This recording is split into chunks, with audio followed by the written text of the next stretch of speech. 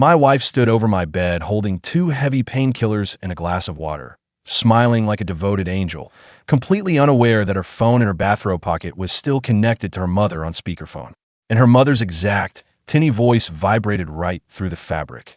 "Make sure he swallows both pills now, Clara.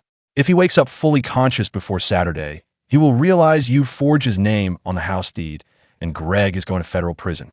5 days after a chief surgeon sliced through the muscle of my lower back to rebuild 3 shattered vertebrae, I realized I wasn't recovering in my own home.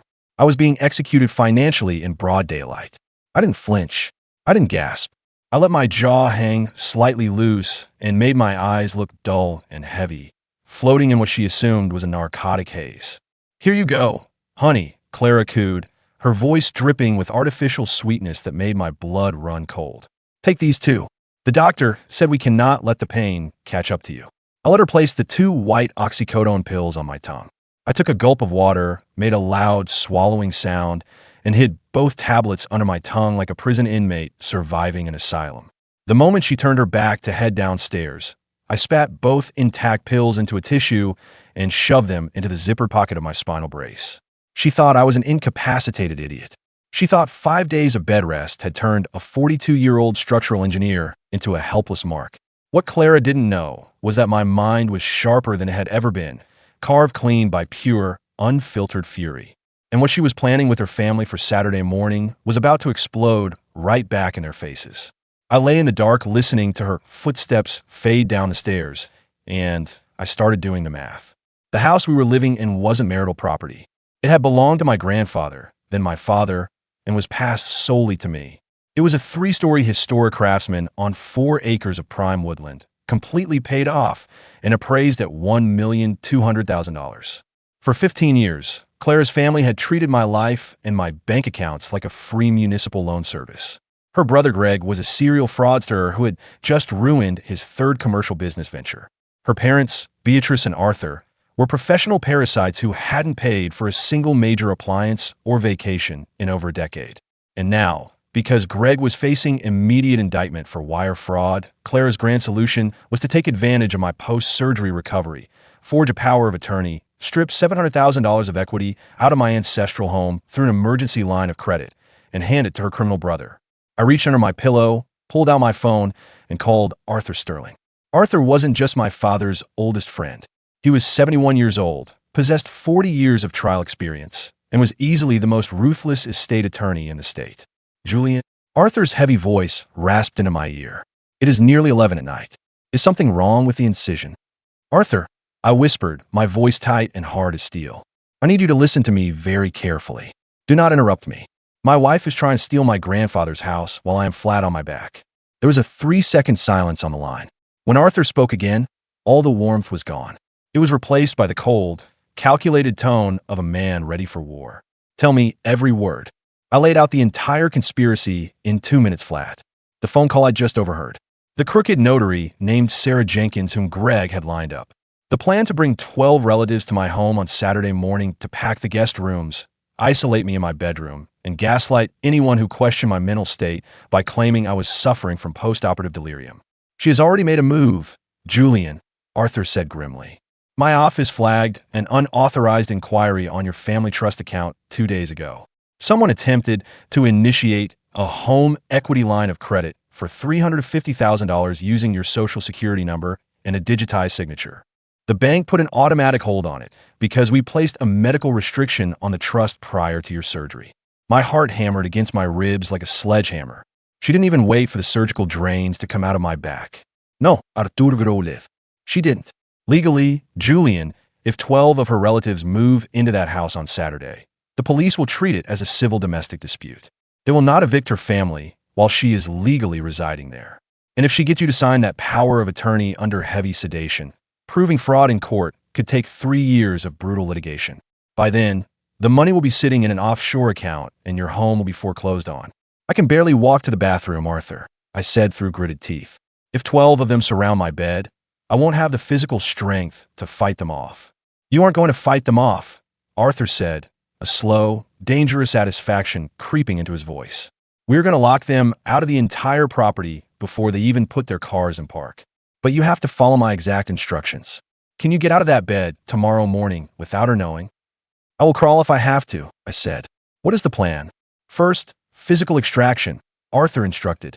I am booking you into a private, high-security recovery suite at St. Jude Medical Center under an assumed name. No visitors allowed without my personal written authorization. I am sending a private medical transport unit to your driveway at precisely 8:30 tomorrow morning, 5 minutes after Clara leaves for her morning Pilates class. What about the house? I asked. If I leave, she will just open the front doors and let her entire family move right in. She can't open the doors if the property is officially sealed by a state health mandate. Arthur replied coldly. Do you remember the black mold issue your father dealt with in the basement 5 years ago? Yes, I said. We installed an industrial mitigation system. Exactly. And as the sole trustee and sole owner of the title, you have the absolute authority to declare an emergency, full-scale biohazard remediation. I am executing a contract tonight with Vanguard Industrial Hazard Services. The owner owes me a substantial legal favor. By Saturday morning at 7 o'clock, an 8-man crew will begin a mandatory 2-week toxic mold and airborne asbestos abatement on your home. I sat up slightly in the dark, ignoring the sharp spike of pain in my lower spine. What does that look like? It looks like a nuclear fallout site, Julian, Arthur said with a dark chuckle. They will wrap the entire 3-story house in heavy, yellow industrial containment plastic. They will post state health warning notices on every door. Under state biohazard codes, anyone stepping across the perimeter tape without a certified level 3 hazmat permit will be subject to immediate arrest by the county sheriff for criminal endangerment. A cold, fierce smile spread across my face in the dark. And Clara, as her husband, you are legally required to provide her with alternative shelter, Arthur said smoothly. So, I'm booking her a lovely room at the Motor Lodge on Route 9, the one right next to the regional water treatment facility. It is paid for in full. Your legal obligations are completely satisfied. What about the financial records? I asked. I need proof of what her family has taken over the years. Your father kept a blue leather ledger in the heavy safe behind the water heater in the basement, Arthur said. It contains every check, every wire transfer, and every cash advance your family ever gave Clara's relatives over the last 15 years. Get that binder into your hands before the transport team arrives tomorrow morning. That binder is our silver bullet.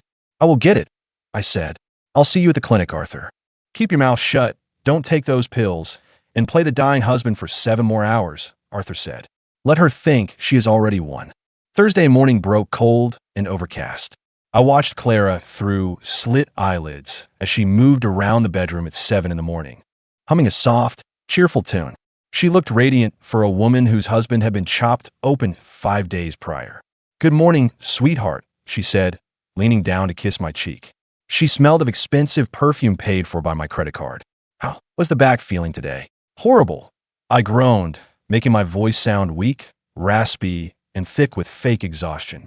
I feel so lightheaded, Clara. The pain is deep. Oh, poor baby, she said, her eyes flashing with a quick, triumphant spark she couldn't quite hide. That means the nerves are resetting. I am running to my workout class, and then I am going to buy some gourmet soups for you. I will be back around 11. Make sure you take your morning pills now. She reached for the orange bottle on the nightstand, but I shook my head weakly, rolling my eyes back slightly. My stomach is too nauseous, I muttered. Leave them right there. I will take them with a toast slice in 20 minutes. I promise. She hesitated, her fingers hovering over the plastic cap. For 3 tense seconds, I thought she was going to grab my jaw and force them down my throat. But then her sweet, dutiful mask slid back over her face. All right, honey, but do not forget. I want you completely relaxed. She kissed my forehead again, grabbed her designer bag, and walked out of the room. The moment the front door clicked shut and her car pulled out of the gravel driveway, I threw off the heavy duvet. The pain that shot up my spine when my feet hit the floor was so intense my vision went completely white for 5 seconds. Sweat broke out across my forehead in an instant. I clutched the edge of the mattress, my knuckles turning bone white, forcing air through my nose until the world stopped spinning. Move, I snarled to myself. Get up. Using the wall for support, I dragged my body down the long hallway toward the basement door. Every step felt like walking on jagged glass. The wooden staircase leading down to the cellar was a nightmare, but I took it step by step, gripping the handrail so hard my palm bruised. At the bottom of the stairs, I shuffled past the furnace to the heavy wall safe behind the wooden crates. My fingers trembled as I turned the combination dial. 3 turns right to 32. 2 turns left to 16. Stop on 8. The steel door clicked open. Right there, resting under the original 1924 property deed, was the blue leather ledger my father had kept until the day he died. I opened it right there on the cold concrete floor. My father had been an old-school forensic accountant, a man who documented every penny with ruthless precision. 2011, $12,000 to Greg Roberts for a commercial equipment investment that never materialized. 2014, $18,000 for Greg's legal defense fund after his first indictment for fraudulent billing. 2017, $22,000 to Clara's parents for emergency roof repairs that were actually used to settle Beatrice's private gambling debts at the casino. 2019, $45,000 to cover Greg's unpaid corporate taxes to prevent a federal lien. 2022, $60,000 to Clara's sister Brenda to pay off her delinquent mortgage. The total at the bottom of the final page made my breath catch in my throat. $247,500. $250,000 of my family's generational wealth, quietly funneled to a group of ungrateful parasites who were currently plotting to take the very roof over my head. I shoved the ledger into my canvas bag, hauled myself back up the stairs, and made it to the front porch just as the grandfather clock in the foyer struck 8:30. A discreet black medical transport van pulled into the driveway right on the second. 2 burly, professional-looking paramedics in dark blue uniforms stepped out, carrying an advanced orthopedic stretcher. "Julian Vance?" the lead driver asked softly. "Yes," I rasped, leaning heavily against the doorframe. "Arthur Sterling sent us. Let's get you loaded up." "Sir, we need to be on the highway before your wife's class finishes." They lifted me onto the specialized air-cushioned gurney with total precision, securing my brace. As the rear doors slammed shut and the van accelerated down the road, I looked out the tinted rear window of my grandfather's house. By Saturday morning, that quiet, peaceful craftsman was going to become a trap that Clara and her entire bloodline would never recover from. The private suite at St. Jude Medical Center was tighter than a bank vault. The windows were reinforced glass, the doors required a keycard pass, and my name was listed in the hospital system under an anonymous registry code. Arthur Sterling was sitting in a plush armchair in the corner when the orderlies wheeled me in, a thick leather briefcase sitting across his knees. "You look like hell, Julian," Arthur said, though his sharp eyes held deep concern. "I feel like hell," I said as the nurses carefully positioned me on the specialized spinal bed. "But I have the blue book." I pulled the ledger from my bag and handed it to him. Arthur opened the blue cover, his eyes scanning the columns of handwritten dates and figures with the hungry focus of a hawk. "Your father was a master," Arthur whispered, shaking his head in awe. "This isn't just a record of family loans, Julian. This is a bulletproof paper trail of systematic financial extraction. I spent all morning cross-referencing these dates with your personal trust accounts. Clara has been making unauthorized micro-withdrawals for 6 years, disguising them as property maintenance and landscaping fees. That isn't just a marital dispute. That is grand larceny. I don't care about putting her in a prison cell, Arthur," I said, my voice cold and absolute. "I spent 15 years loving that woman. I just want her out of my home, out of my life, and completely severed from my legacy. I want this marriage dead, and I want her to walk away with nothing." "She will walk away with less than nothing," Arthur replied. "But to make sure she signs the surrender documents without dragging this through a 2-year court battle, we need to let her trap herself completely on Saturday morning. We need her to show up with her family, attempt to execute the fraud, and crash headfirst into our wall. Is Vanguard ready?" Arthur smiled, a razor-thin, ruthless expression. "The Vanguard trucks will be in your driveway at 6:45 Saturday morning. The hazmat crew has full legal authorization from my office and the county health department.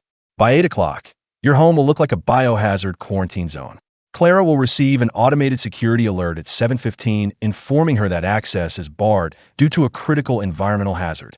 What about her crooked notary, Sarah Jenkins?" Arthur chuckled softly. "My private investigator caught her on tape yesterday evening meeting with Greg at a diner, accepting a $5,000 cash envelope to notarize a blank power of attorney document.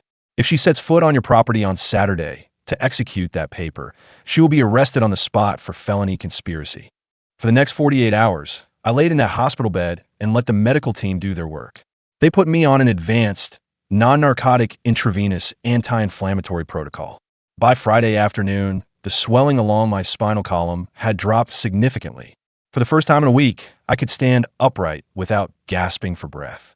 Clara called my phone 7 times on Friday.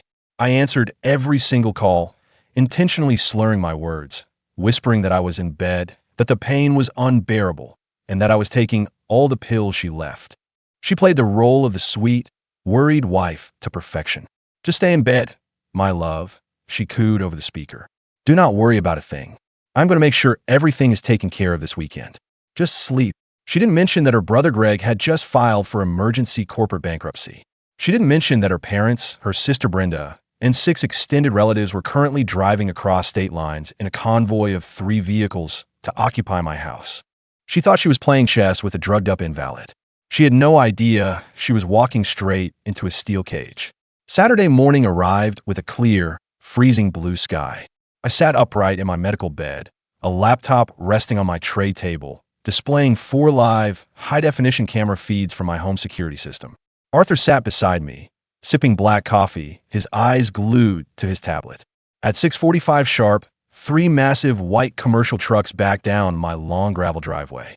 8 men in bright yellow hazmat suits jumped out, hauling industrial air scrubbers, heavy plastic sheeting, and massive fluorescent red warning signs.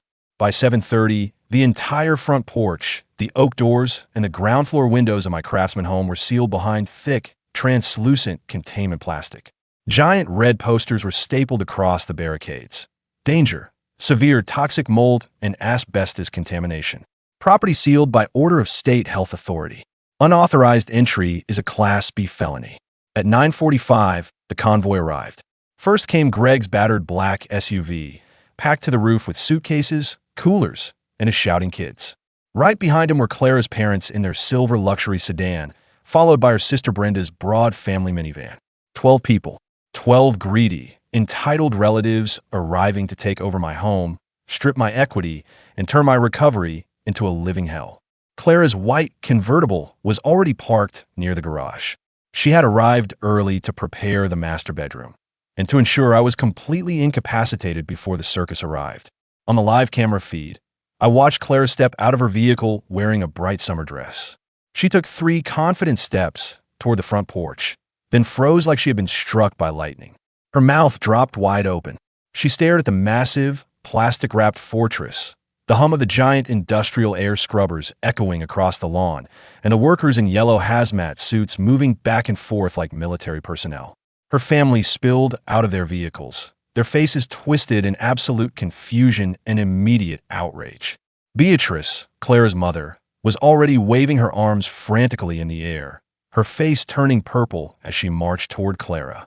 Greg slammed his SUV door shut and marched right up to the Vanguard foreman, shouting into his face. The foreman didn't even flinch. He simply raised his clipboard, pointed directly to the red felony warning sign, and tapped his radio to summon 2 security guards standing near the perimeter. "Turn the live audio on," Arthur said calmly. I clicked the screen. The frantic shouting immediately filled the quiet hospital room. "What do you mean we can't go inside?" Greg was screaming, his face red and sweating profusely. "My sister owns this house. We just drove 7 hours to get here. My kids need to use the bathroom." "I don't care if you drove from Canada, sir." The foreman's loud voice boomed through the speaker. "This property is under a mandatory state biohazard quarantine. There's a lethal concentration of airborne toxic black mold inside. If you break that yellow tape, I am legally required to have the county sheriff arrest you on the spot. Move your vehicles off this driveway immediately." "Clara!" Beatrice shrieked, grabbing her daughter's arm and shaking her violently. "What is going on? You told us the house was open. You said Julian was drugged out of his mind and bedridden." "I don't know," Clara cried out, her voice cracking into a high-pitched, desperate panic I had never heard from her in 15 years of marriage. She was frantically tapping her phone screen, her hands shaking violently. "I thought the security email was a system glitch. Where is Julian? He is supposed to be in the master bedroom." She ran toward the side porch, trying to tear through the heavy plastic sheeting with her nails, but security guard stepped directly into her path, placing a heavy hand on his belt. "Touch that seal again, ma'am, and you will be in handcuffs before your family finishes parking," the guard said sternly. "Call him," Greg roared, punching the hood of his SUV in a fit of rage. Call the bastard. He did this. I know he did this. My phone began to vibrate violently on the tray table. I let it ring. Once, twice, 3 times. On the screen, I watched Clara pacing back and forth on the gravel driveway, her phone pressed tight against her ear, her face completely drained of color. Let it ring out once, Arthur advised smoothly. Let the terror settle into her bones. I waited 5 seconds, then swiped the green button and placed the phone on speakerphone. Julian, Clara screamed, so loudly the audio distorted. Julian, where are you? What is happening to our house? There are men in yellow hazmat suits everywhere. They wrapped the whole building in plastic. My entire family is standing in the driveway. Where are you? I took a deep, slow, completely calm breath. I didn't slur my speech.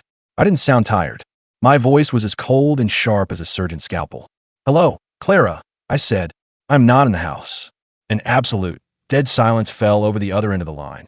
On the live camera feed, I saw Clara freeze mid-step. She stopped pacing. She stood frozen in the middle of the driveway, her hand trembling as she held the phone to her ear. Julian, what are you talking about? She whispered, her voice cracking. You sound totally clear. Where are you? Why is the house sealed? The house is sealed because it is infested with mold, Clara, I said evenly. Just like our marriage is infested with fraud and theft. I overheard your speakerphone conversation with your mother on Wednesday night. The silence that followed was terrifying. On the screen, Clara dropped her purse onto the gravel. Julian, you don't understand, she stammered, her voice frantic. We were just trying to protect the family. You were so sick, you were on heavy painkillers. I haven't taken a single oxycodone pill since Wednesday afternoon, Clara. I interrupted, every word deliberate and heavy. I spat every single one of them into a tissue. I know about Greg's corporate bankruptcy. I know about the forged power of attorney. I know about the $350,000 line of credit you tried to open behind my back. And I have my father's blue ledger sitting right here on my desk. Julian, please, shut your mouth and listen to me. I commanded, my voice dropping to a low, lethal register. Under state law, I am required to provide you with basic shelter while our primary residence is uninhabitable. I have booked you a single room at the Motor Lodge on Route 9. The reservation is under your name for 2 weeks. Your family, however, is not my concern. They have exactly 15 minutes to remove their vehicles from my land before the private security team towing units arrive alongside the county sheriff. You can't do this to me, she screamed, her panic exploding into pure, ugly rage. I am your wife. I have a legal right to that property. I'm calling the police right now. Go ahead and call them, I said calmly. My attorney, Arthur Sterling, is sitting right beside me. He has already filed an emergency petition for divorce on the grounds of felony fraud, financial abuse, and attempted grand larceny. We have the digital record of your forged signature on the loan application. We have the audio of your mother telling you to drug me. And we have Sarah Jenkins on a federal witness list for accepting Greg's cash bribe. If you or your family step foot near my property again, Arthur will hand that entire file directly to the state prosecutor. I heard a sharp, choked gasp through the speaker. On the camera screen, Clara's knees buckled. She collapsed directly onto the wet grass of the lawn, her expensive dress getting soaked in mud, her face buried in her hands. 15 minutes, Clara, I said. Start driving. I ended the call. Arthur looked at me, giving me a slow, approving nod.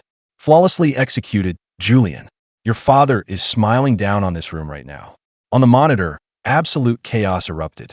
Beatrice was screaming at her daughter, who was sobbing hysterically on the grass.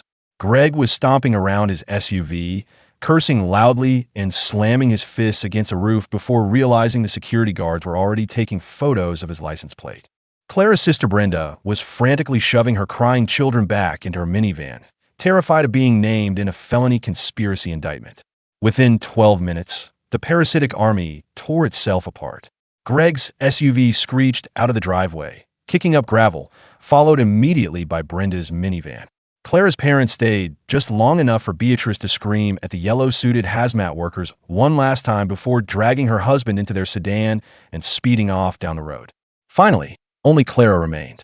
She stood completely alone in the empty driveway of my grandfather's house, looking small, broken, and completely ruined. She didn't look like the cunning woman who had stood over my bed 48 hours ago, measuring me for financial slaughter.